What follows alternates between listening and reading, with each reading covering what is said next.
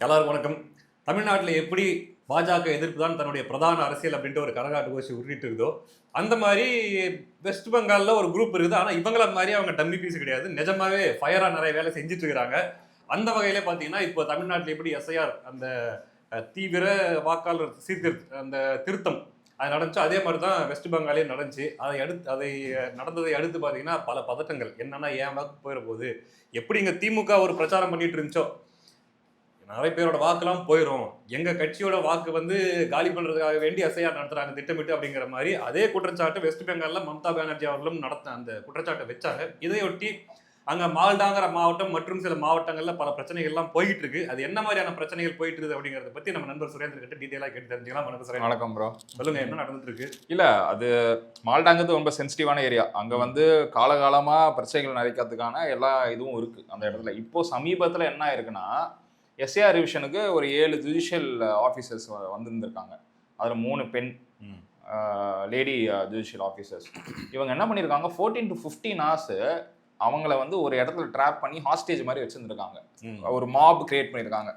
ஒரு எப்படின்னா மக்களா இல்லை இவங்களா காசு கொடுத்து அரேஞ்ச் பண்ணாங்களா, ஒரு பொலிட்டிக்கல் பேக்கப்போட பண்ணியிருக்காங்க. நியூஸ் வெளியில வருது, நம்மளுக்கு கேள்விப்படுற நியூஸ். வந்து பிஎல்ஓஸ் அங்க வந்து தேர்தல் அதிகாரி எஸ்ஏஆர் ஓட ஹியரிங்காக அவங்க வந்திருக்காங்க. அது அந்த ப்ரொட்டஸ்ட் எதனால பண்ணியிருக்காங்கன்னா, என்னெல்லாம் பண்ணியிருக்காங்கன்னா, தீயை வந்து ஏற்றிருக்காங்க, கல் எடுத்து அடிச்சிருக்காங்க, இந்த மாதிரிலாம் நிறைய விஷயம் பண்ணியிருக்காங்க. அவங்க என்ன சொல்றாங்க, இந்த எஸ்ஏஆர்ல பேர்லாம் ரிமூவ் பண்ணியிருக்காங்க, பேர்லாம் ஆட் பண்ணுங்க, நீங்க யாரை கேட்டு ரிமூவ் பண்ணீங்க.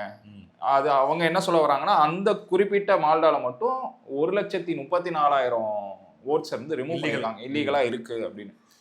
இங்க இன்னொன்னு ஏன் நம்ம இந்த பர்டிகுலர் இடத்த மெயினா பார்க்கணும்னா, இது வந்து பார்டர், இதுல நிறைய இல்லீகல் ஆக்டிவிட்டிஸ் நடந்துட்டு இருக்கு. சரியா, அது வந்து ஒரு கேட்வே ஃபார் பங்களாதேஷ். அங்க இது வந்து ஹிஸ்டாரிக்கலா இந்த இடத்துல எவ்வளோ நல்ல விதமான ட்ரேட்லாம் நடந்த இந்த இடம் அது. இப்போ சமீப காலத்துல இப்போ நியூ ஜென்ரேஷன் படி பார்த்தீங்கன்னா கவுண்டர்ஃபிட் நோட்ஸ் நிறைய வருது, நிறைய ஸ்மக்லிங் பண்றாங்க, பார்டர் டு பார்டர் ஸ்மக்லிங்லாம் நிறைய நடக்குது.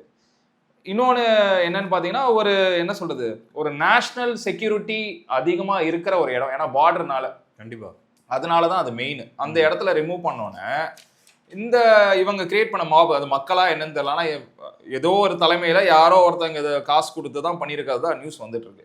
இவங்க என்ன பண்ணியிருக்காங்க, நீங்க சட்டத்தை கவர்மெண்ட் எதிர்க்கலாம், நீ வந்து ஒரு ஆஃபீஸர் வந்திருக்கான், அது ஜுடிஷியல் ஆஃபீஸரை நீ வந்து இது பண்ணுறனா இது எவ்வளோ பெரிய கிரைம் தான் நான் பார்க்குறேன்.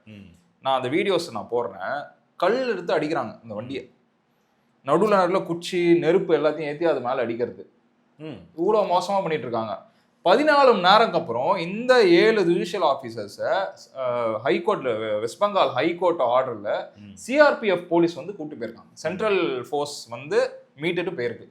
இது ஸ்டேட் கவர்மெண்ட் போலீஸ்லாம் என்ன பண்ணிட்டு இருந்துச்சப்போ, அதுதான் சொல்றேன். அது அது அது அது வந்து ஒரு கான்ஸ்பிரசி. இந்த இடத்துல ஸ்டேட் கவர்மெண்ட் போலீஸ் தான் பேக் பண்ணியிருக்குன்னு நிறைய பேர் சொல்றாங்க. ஏன்னா இந்த பர்டிகுலர் வெஸ்ட் பெங்கால் தேர்தலுங்கிறது இந்தியாலே ரொம்ப ஒரு தலைவலி பிடிச்ச தேர்தல். எப்பவுமே பிரச்சனை நடக்கும்.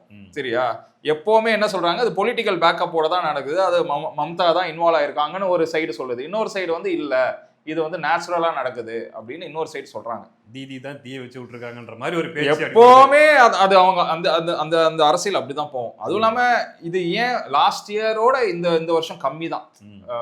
எப்படின்னா லாஸ்ட் இயர் வந்து ஒரு 3.5 லட்சம் போலீஸ், சென்ட்ரல் ஆர்ம்டு ஃபோர்ஸ்ம்பாங்க, 3.5 லட்சம் போலீஸ் இறக்குனாங்க.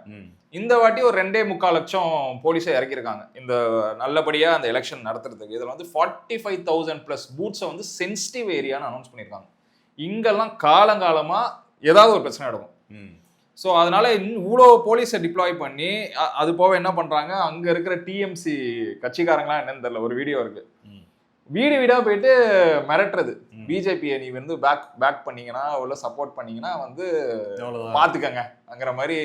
அந்த மாதிரியும் நிறைய பேர் பண்ணிட்டு இருக்காங்க. அந்த வீடியோவும் வெளியில ரிலீஸ் ஆகுது. যাবে না, যদি ভোট গন্ডগোল হয়েছে তাহলে ভোট দেওয়ার দরকার নাই, বাড়িতে আমি রসগোল্লা ছানা ওরা পাঠিয়ে দেবো। আর আমাদেরকে জিতিয়ে যদি কাজ করাতে হয় প্রত্যেকটা বিষয়ে, পাড়ার ছেলে পাড়ার লোক যারা তৃণমূল করে মানুষের পাশে থাকে 24 ঘন্টা তাদেরকে ভোট দিতে হবে।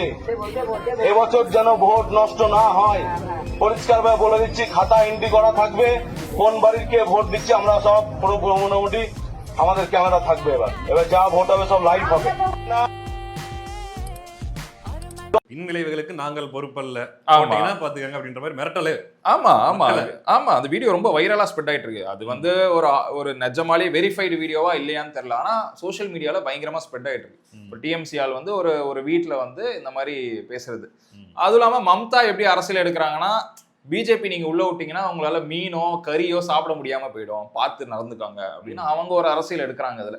அதாவது மாநில சுயாட்சி, அதாவது நம்ம கல்ச்சர், நம்மளுடைய பாரம்பரியம் எல்லாத்தையுமே இவங்க வந்து காலி பண்ணிடுவாங்க ஆமா அப்படின்ற மாதிரியான பரப்புரைகள். எப்படி இங்க டிஎம்கே ஒரு வேலை பார்த்துட்டு இருக்குதோ அதே மாதிரி மோரார்லெஸ் அதே மாதிரி அரசியல் தான். இன்னொன்னு நான் என்ன இதுல சொல்றேன்னா, ஓவராலா இங்க 1 கோடி ஓட்ஸ் ரிமூவ் பண்ணாங்க எஸ்ஏஆர்ல. அங்க வந்து ஒரு 70 லட்சம் ஓட்டை ரிமூவ் பண்ணிருக்காங்க. ஏறக்குறைய ஆல்மோஸ்ட் அப்ராக்சிமேட்லி 70 lakhs. இன்னொன்னு நான் என்ன சொல்ல வரேன்னா, அந்த ஒரு பர்டிகுலர் பார்டர் வந்து வெரி இம்பார்ட்டண்டா தான் பார்க்கணும். ஏன்னா நிறைய இல்லீகலா ஃபேக் ஆதார் கார்ட்ஸ்ல உள்ள வராங்க நிறைய பேர். அதுவும் இல்லாம சமீபத்துல நம்ம கேள்விப்பட்டிருப்போம், அந்த திருப்பூர்ல வந்து பங்களாதேஷிஸ் வந்து மாட்டினாங்க. நீ இல்லீகலா அலோவ் பண்றதுனால, இல்லீகல் ஆதார் கார்டுல வர்றதுனால நம்ம இந்தியன் கவர்மெண்ட்டுக்கு தான் ஹெட்டேக். நீ அது ரொம்ப கேர்ஃபுல்லா இருக்கணும். அதனாலதான் அந்த பர்டிகுலர் ஏரியா வெஸ்ட் பெங்கால வந்து ரொம்ப கான்சன்ட்ரேட் பண்றாங்க பிஜேபி. நாட்டோட பாதுகாப்பு பிரச்சனை பத்தின பிரச்சனை போகுது. கண்டிப்பா. நான் இன்னும் ஏன் இதை வந்து ரொம்ப இதுவா பாக்குறேன்னா, ஒரு ஆர்மி வெஹிக்கிளை பிளாக் பண்றாங்க. அது வந்து பார்டர். அந்த பார்டர் வந்து எல்லா பார்டர்லயும் வந்து ரொம்ப சென்சிட்டிவான ஏரியா. ஆர்மி வண்டி போயிட்டு வரும், இது வந்து இயல்பு தான். ஆர்மி வண்டியை நீங்க எதுக்கு பிளாக் பண்றீங்க? ஏன்னா என்னோட கேள்வி அதான். இந்த அரசியலுக்குள்ள நான் போவே வரும்ல. அது அரசியல், நீங்க என்ன வேணாலும் பண்ணலாம், அது பிஜேபி எதிர்க்கலாம், என்ன வேணாலும் பண்ணிக்கோங்க. பார்டர்ல ஆர்மி வண்டி, இந்த மாதிரி சிஆர்பிஎஃப் வண்டி, இல்ல நேஷனல் செக்யூரிட்டி ஃபோர்ஸஸ்லாம் போயிட்டு வர இடத்துல நீங்க எதுக்கு அதை பிளாக் பண்றீங்க? இதுதான் நான் தப்பா பாக்குறேன். இது ஒரு சென்ட்ரல் கவர்மெண்டோட கடமை ப்ரோ. அது அந்த இடத்துல வந்து சேஃப் கார்ட் பண்றது, கண்டிப்பா எல்லாம் சர்வைலன்ஸ்ல வச்சிருக்க வேண்டியது சென்ட்ரல் கவர்மெண்டோட கடமை. அதை வந்து தடுக்கிறது வந்து அது பிஜேபின்ட்டு இல்ல, அது எந்த கவர்மெண்ட் சென்ட்ரல் இருந்தாலுமே நாட்டோட பாதுகாப்பு சம்பந்தப்பட்ட விஷயத்தை தடுக்கிற மாதிரி செய்யறதுன்றது தப்பா தான் பார்க்கப்படும். ரொம்ப பெரிய தப்பு. நான் இதை திருப்பியும் இவங்க மம்தா என்ன மாதிரி ஒரு அரசியல் எடுக்கிறாங்கன்னா, மம்தா அவங்க இதை பண்ணவே இல்லைன்னு ஒரு பக்கம் சொல்றாங்க. இன்னொரு பக்கம் அவங்க என்ன சொல்றாங்க, பிஜேபி சிஆர்பிஎஃப் வண்டியில வந்து பணத்தை எடுத்துட்டு வராங்க. எப்படி ஒரு கான்ட்ராஸ்ட் பாருங்க. அவங்க பண்ணவே இல்லைங்கிறாங்க, ஆனா இந்த கம்ப்ளைண்ட்டையும் வைக்கிறாங்க, சிஆர்பிஎஃப் வண்டியில வந்து பணத்தை வந்து இது பண்றாங்க. இந்த பர்டிகுலர் மாப நடத்தின ஒரு நபரை வந்து கைது பண்ண என்ஐஏ வந்து தேடிட்டு இருக்கு. ஆனா மம்தா இன்னொன்னு என்ன சொல்றாங்க, அவங்க என்ஐஏ வாழ முடியாது, என்னோட சிஐடி அரெஸ்ட் பண்ணிருக்காங்க. வெஸ்ட் பெங்கால் சிஐடி அரெஸ்ட் பண்ணதா ஒரு நியூஸ் இருக்கு. இந்த பர்டிகுலர் இந்த ஆளை இவர் வந்து ஸ்டேட் அவுட்டே ஓடுறதாவும் ஒரு நியூஸ் இருக்கு. இவர் பேர் வந்து பாத்தீங்கன்னா மோஃபா கிருல் இஸ்லாம் அப்படின்னு சொல்லிட்டு, இவர் தான் இந்த நபர் தான் நடத்திருக்காரு. இந்த ஃபுல் மாப், இந்த வைலன்ஸ் எல்லாம் வந்து ஆர்கெஸ்ட்ரேட் பண்ணது இந்த ஆள் தான். பிளஸ் இது அலாங் வித் ஹிம் 35,000 பேர் அரெஸ்ட் பண்ணியிருக்காங்க. 35,000 பேர், மோர் தென் 35,000 பேர் அரெஸ்ட் பண்ணியிருக்காங்க இந்த ஒரு பர்டிகுலர் இஷ்யூல. இது வந்து இந்த கொல்கட்டால இது புதுசா எஸ்ஐஆர் சம்பந்தப்பட்ட மாதிரி இந்த பிரச்சனைகள்னு பார்த்தா கிடையாது. ஜான்வரியில ஒரு பிரச்சனை நடந்திருக்கு. என்ன ஏரியாலன்னு பாத்தீங்கன்னா ஃபராக்கா அண்ட் சாக்குலியால நடந்திருக்கு. இது வந்து ஜுடிஷியல் ஆபீசர்ஸ் வந்து பிரச்சனை பண்றாங்களா, ஜான்வரியில போலீஸ் அடிச்சிருக்காங்க. ப்ரொடெக்ஷனுக்கு இருந்த போலீஸ் ஆபீசர்ஸ அடிச்சிருக்காங்க. அவங்களே எதுக்கு அடிக்கணும்? அவங்களுக்கு இதுக்கு என்ன சம்பந்தம்? இந்த பிரச்சனை பாத்தீங்களா நீங்க? கவர்மெண்ட்டுக்கு யார வேலை செய்றீங்களோ அவங்கள அடிச்சீங்கனாலே அங்க ஆப்வியஸா வந்து சட்ட ஒழுங்கு பிரச்சனை டிஃபால்ட்டா வந்துடும். ஏன்னா காக்கிற அவங்களே நீ அடிக்கிற. சோ மக்களுக்கு எப்படி இருக்கும்னா, அவங்களே இவ்வளவு பிரச்சனையை ஃபேஸ் பண்றாங்க, நம்மளுக்கு எங்க பாதுகாப்பு இருக்கும்? ரொம்ப பரபரப்பான சிச்சுவேஷன் வந்து கிரியேட் பண்ணப்படுது. பட் அதுவும் எஸ்ஐஆருக்கு எதிராக தான். அதுவும் எஸ்ஐஆருக்கு எதிராக தான். ஃபாலோட் பை பிப்ரவரி இன்னொரு பிரச்சனை. இது என்ன பண்றாங்கன்னா, பிப்ரவரி மாசம் booth level officers was assaulted in Nadia. Even ground level officers enforce electoral integrity are attacked. இதுவும் பண்றாங்க. பூத் லெவல் ஆபீசர்ஸ்லாம் எலெக்ஷன் இதுல இருக்காங்க பாத்தீங்களா, அவங்கள போட்டு அடிக்கிறது. எப்படின்னா அந்த எஸ்ஐஆர் ரிமூவ் பண்ணிட்டோம், அந்த நியூஸ் கேட்டோன்னே சேர் எடுத்துட்டு வந்து அவங்க மண்டையில் அடிக்கிறது. மாபா இல்ல சாதாரண கிராமத்துல இருக்க, அதுதான் எனக்கு தெரியல. கிராமத்தில் இருக்க மக்கள் இவ்வளோ வைலன்ஸ்லாம் கையில் எடுக்க முடியாது. மாபு தான் இதை பண்ணுவாங்க. மக்கள் என்னன்னா கோரிக்கை வைப்பாங்க, மனு எடுத்துட்டு போவாங்க, இல்லை சம்மந்தப்பட்ட எலக்டோரல் ஆஃபீஸ்க்கோ இல்லை கவர்மெண்ட்ல என்ன ஹையர் பொசிஷன்ல இருக்காங்களோ அவங்க கிட்ட மனு கொடுப்பாங்க, எங்களை வந்து கன்சிடர் பண்ணுங்கன்னு சொல்லுவாங்க. வன்முறை அஃபீஷியல்ஸ் அடிக்கிற அளவுக்கு தைரியம் யாருக்கு வரும்னு நம்மளுக்கே தெரியும். சரியா, ஒரு பணம் கொடுத்து ஒரு ஆளை செட் பண்ணி இவங்களால மட்டும்தான் அதை பண்ண முடியும். அவங்களுக்கு பொலிட்டிக்கல் பேக்கிங் இருக்கணும் அந்த இடத்துல சொல்றாங்க நிறைய பேர். சரி, இன்கேஸ் ஒரு வேலை இதெல்லாம் மம்தா தான் பேக்ரவுண்ட்ல இருந்து இதெல்லாம் ஏவி விட்டுட்டு இருக்காங்க, இது பிஜேபிக்கு ஆப்போசிட்டா அப்படின்னா, இப்போ போலீஸ் அடிச்சிருக்காங்க. போலீஸ் அடிக்கும்போது கண்டிப்பா சட்ட ஒழுங்கு பிரச்சனை வரும். அப்படி சட்ட ஒழுங்கு பிரச்சனை வரும்போது டிடிக்கு தானே கெட்ட பேரு. ஆமா, இது நீங்க இன்னொன்னு எப்படி பார்க்கலாம், இதே தான் போன எலெக்ஷன்லயும் நடந்தது. போன எலெக்ஷன்லயும் இதே தான் ஆச்சு. அதே தீதி கெட்ட பேர் தான். இது வந்து ஏன் அதிகமாயிட்டே போகுதுங்கிறது தான் நம்ம பார்க்கணும். ஏன்னா லாஸ்ட் எலெக்ஷன்ல பிஜேபி வந்து ஆல்மோஸ்ட் 90 சீட்ஸ் ஜெயிச்சிட்டாங்க. 80 to 90 சீட்ஸ். லாஸ்ட் எலெக்ஷன்லேயே தீதிக்கு தெரியும் பிஜேபி இட்ஸ் க்ரோயிங் அப்படின்னு, சரியா? அந்த வெஸ்ட் பெங்காலில் இது இன்னும் அதிகமாகுது அடுத்த வருஷம்.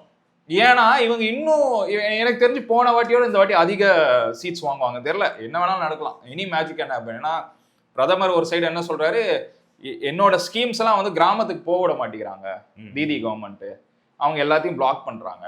அவங்க தான் ஏதோ இது இங்கேயும் நடந்தது. அதுதான் நடந்துட்டு இருக்கு. இந்த சீன்ல எந்த ஒரு என்ன சொல்ற இந்தியன் கவர்மெண்ட் ஸ்கீமும் எந்த ஒரு சராசரி மக்களுக்கும் தெரியாது ப்ரோ. ஆமா, நிறைய இடத்துல நான் பேசியிருக்கேன். ஒண்டர்ஃபுல் ஸ்கீம்ஸ்லாம் இருக்கு. நான் வந்து இதை வந்து ஒரு பிஜேபியை பிரைஸ் பண்ண சொல்ல, இந்தியன் கவர்மெண்டோட ஸ்கீம் இது எல்லாரையும் அனுபவிக்கலாம், எல்லாருக்குமே அது பிரயோஜனமான ஸ்கீம் இருக்கு. இப்ப சில பேர் இங்க சொல்றாங்களா we have schemes அப்படின்னு சொல்லிட்டு போறாங்கல்ல, அதே தான் சொல்றேன். இந்தியன் கவர்மெண்ட் ஸ்கீம்ஸ் அவ்வளவு எக்ஸ்ட்ராடினரியா இருக்கு. அது வந்து போக விட மாட்டாங்க, நிறைய போக விடுறது இல்ல. இன்னொன்னு அப்படியே வந்தா கூட அதுக்கு தாமுத்திர குத்திக்குவாங்க. ஆமா, இப்ப காலை உணவு திட்டம் இந்த மாதிரியான விஷயங்கள்லாம் நிறைய அவங்க என்ன சொல்றாங்கன்னா இது சென்ட்ரல் கவர்மெண்ட் ஸ்கீம் அப்படிங்கிறாங்க. ஆனா வந்தாலும் அது பிஜேபின்றது வாயில வரவே நாங்க பண்ணோம் அப்படின்ற மாதிரி முத்திர குத்துருவாங்க அப்படின்ற இதுதான் பிரச்சனை. புரியுதா?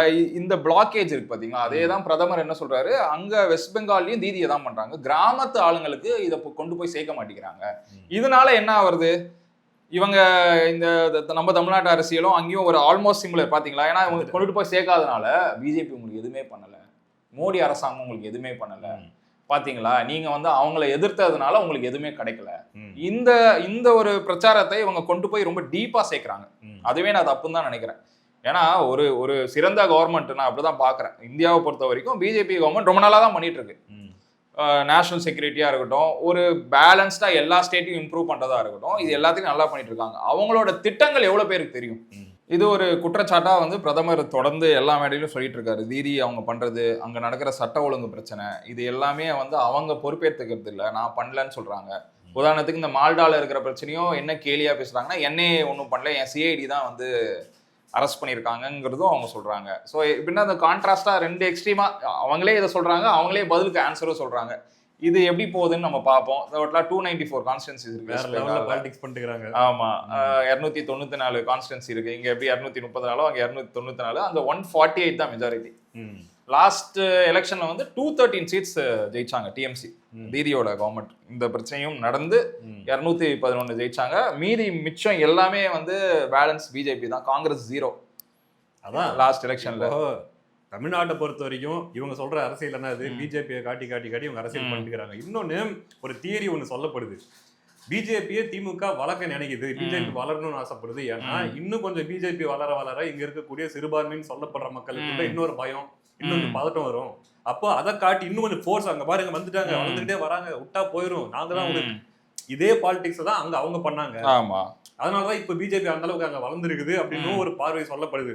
இல்ல, இது அவங்க எதுல எஸ்கேப் ஆகுறாங்கன்னா, மம்தா அவங்க கவர்மெண்ட் அவங்க இந்த அளவுக்கு சனாதன எதிர்ப்பு அவங்களுக்கு கிடையாது. அது கிடையாது. ஆமா, இங்க வந்து ஃபுல்லாவே நீங்க வந்து கோயிலுக்கு போனா விபூதி அழைச்சு விடுறது, இதெல்லாம் இந்த டிராமா வந்து இப்ப இல்ல காலகாலமா பண்றது. இங்க எப்படி இவங்க மாட்டிக்கிறாங்கன்னா, இவங்க இதை பண்ணிட்டு வீட்டுல வந்து பஞ்சாங்கம் பாக்குறது, நம்ம வீட்டுல இருக்கிறவங்க எல்லாரும் கோயிலுக்கு போறது, இல்ல சைலண்டா கோயிலுக்கு போயிட்டு வர்றது, இந்த வேலையை பார்த்து மாட்டிக்கிறதுனாலதான் இவங்களோட பிரின்சிபலே மாறி மாட்டிக்கிறாங்க. தேர்தல் அறிக்கையே வந்து அஷ்டமி நவமி பார்த்துதான். இது எப்படின்னா கோயிலுக்கு போவாங்களாம், கோயில்ல போயிட்டு சாமி கும்பிடுவாங்களாம், ஆனா திருநீர் வச்சா அதை மட்டும் அழிச்சு விட்டுப்பாங்களாம். எனக்கு அது என்ன கான்செப்ட்னே புரியல. அது கோயிலுக்கே போகாம இருக்கலாமே, அதெல்லாம் ஒரு டைப்பான கான்செப்ட்.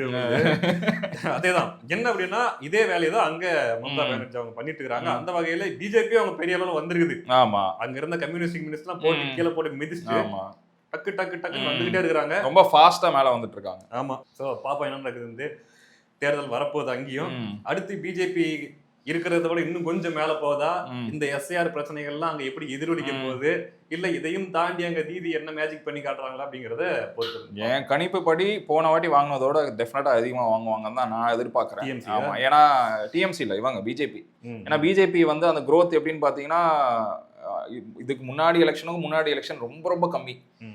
பட்டுன்னு அதுக்கு அடுத்த எலெக்ஷன்ல 70 to 80 சீட் வாங்கினாங்கன்னு நினைக்கிறேன். அது வந்து பெரிய டிராஸ்டிக் 5 வருஷத்துல 90 சீட் வாங்காது. ஸோ இன்னும் அவங்க அந்த இடத்துல நிறைய வேலைகள் எல்லாம் பண்ணி இப்போ அந்த சீட்ஸ் இன்னும் இன்க்ரீஸ் ஆகும்னா நான் எதிர்பார்க்குறேன். ஆமா ப்ரோ, 110 அந்த மாதிரி வரும்னு நான் எதிர்பார்க்குறேன். இப்போ இவங்க அது பிரச்சனையான இடம் அப்படின்னு தெரிஞ்சே கூட அங்க ராணுவ வண்டிகளை நிறுத்துறது, அதே மாதிரி இந்த மாதிரி சென்ட்ரல் ஆபீசர்ஸை வந்து இந்த மாதிரி பிளாக் பண்றது, இந்த மாதிரி பண்ணிட்டு இருந்தாங்கன்னா அதை காட்டி பிஜேபி ஈஸியா அரசியல் பண்ணிட்டு. ஆமா ஆமா, ஸோ பார்ப்போம், காலம் தான் பதில் சொல்லும். அதனால வெயிட் பண்ணி பார்ப்போம். தேங்க்யூ.